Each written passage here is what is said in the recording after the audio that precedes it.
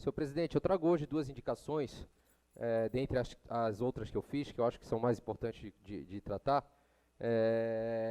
E quando a gente faz indicação, mais uma vez eu vou falar, né, não é a nossa equipe que sai na rua procurando defeito na cidade para poder protocolar a indicação, não é o vereador que fica colocando indicação para que sejam apenas lidas aqui. Quando a gente traz alguma indicação é porque, de certa forma, alguém lá na rua, a população, algum eleitor nosso, eles nos procuram pedindo que a gente faça alguma coisa.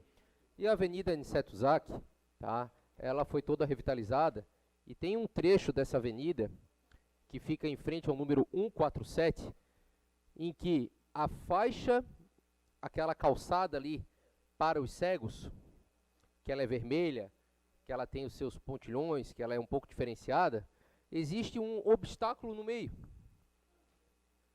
Isso não é a primeira vez que a gente fala sobre isso. Recentemente aqui, na própria Rua da Câmara, a gente falou sobre um buraco que tem logo após um trecho de calçada ali, exatamente onde passam os cegos. E é impressionante isso, gente. A gente precisa, acho que tem gente suficiente na Secretaria de Infraestrutura, ou na obras, ou tem gente suficiente na prefeitura para que um vereador tenha que vir aqui e pedir para que eles deem uma olhada nas calçadas do nosso município. Nessa mesma região, aí em frente ao número 147, tem a ciclofaixa, aliás, tá? Não ciclovia, a ciclofaixa, que esse mesmo obstáculo está praticamente em cima da linha, de uma das duas linhas da ciclofaixa, que é numa curva.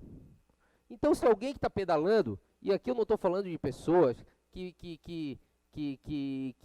se deslocam, ou que pega a bicicleta de vez em quando, quem não usa bicicleta não imagina o trabalho que o ciclista passa no nosso município, a começar pela falta de ciclovia e ciclofaixa.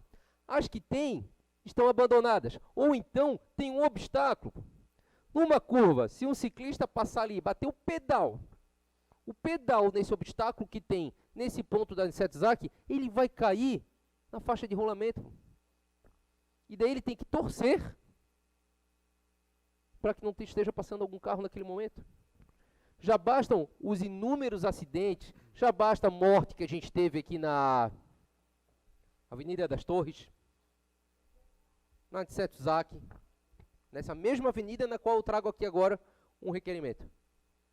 Poxa, gente, vamos lá, vamos dar uma olhadinha para as nossas ciclofaixas, para as nossas pouquíssimas ciclovias e para as calçadas do nosso município.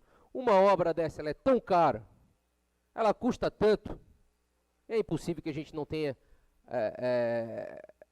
a condição, não vou falar capacidade, a condição, ou pelo menos a boa vontade, vereador André, de dar um pulinho lá e dar uma olhadinha naquilo que foi feito, porque tem um planejamento, tem uma empresa, tem um contrato, alguém executa, está faltando é fiscalizar aquilo que foi executado. Então essa é uma das indicações que eu trago aqui, que eu gostaria de deixar claro, que foi um eleitor, e foi um morador da Ponte de Maruim, que ele mandou as imagens, e até tem o áudio dele, não vou colocar o áudio, eu acho que não custa, tá? E a outra indicação é que, na mesma reunião que eu tive com o prefeito Eduardo hoje, nós tivemos uma ideia que o vereador Beto acabou de botar no requerimento dele, uma solicitação de informação sobre o programa do mês abril, que é o mês do autista, e eu sempre bati aqui na tecla em relação à utilização daqueles cavalos que nós aprendemos, cavalos soltos em via pública para ecoterapia, que nunca foi possível realizar porque ele tem um custo. E eu sempre acho que isso não é custo, isso é investimento. Quando a gente investe na saúde, quando a gente investe em dar àquela pessoa com uma limitação, com aquela criança que tem o autismo, a gente não tem custo. A gente está investindo numa qualidade de vida para aquela criança e principalmente para aquela família. Em outros estados, já que o cavalo não dá, porque depende de convênio com isso, convênio com aquilo, o DIBED, Palhoça, ele faz resgate de animais. Nós não temos um centro de recolhimento, mas nós temos alguns lares temporários, onde a gente faz o resgate de determinados animais e o animal está lá.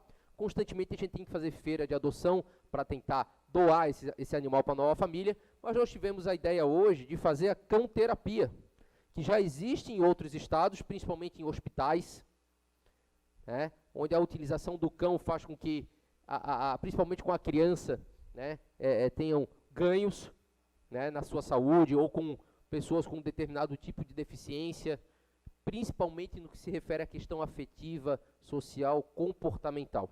Então a nossa ideia, e essa indicação hoje ela é encaminhada a 1397 ao secretário Maurício Roque da Silva, que eu não tive a oportunidade de conversar com ele, por mais que eu me encontrei com ele hoje, mas amanhã farei isso, que a gente possa, através de um programa piloto de cão-terapia, no Centro de Convivência do Idoso de Palhoça.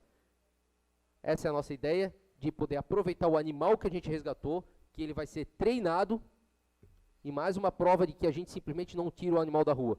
Ah, para onde que vai esse animal? Que trato que vocês dão para ele? A gente trata assim.